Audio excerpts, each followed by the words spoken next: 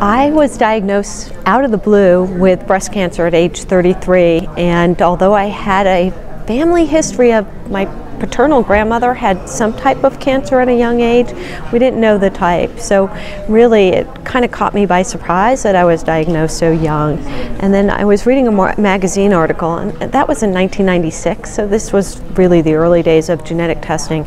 And I read a magazine article about hereditary cancer testing and recognized myself in it when they were describing like who was at risk for having a genetic mutation. So young onset breast cancer, Ashkenazi Jewish, and then they had mentioned that it could be passed down from the father side or the mother side of the family.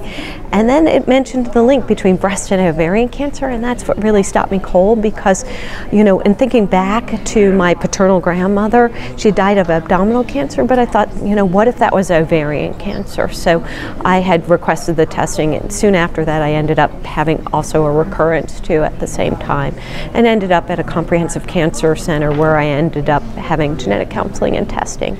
At the time, I was found to have a BRCA2 mutation, which wasn't shocking after I had read about the red flags for it, but I didn't know a single other person who was facing some of the decisions that I then had to face. And this was, by the time I had testing, it was 1997. It was really the early days of genetic testing. So after I finished treatment, I founded Force, just because I didn't think anybody should have to face this challenge alone.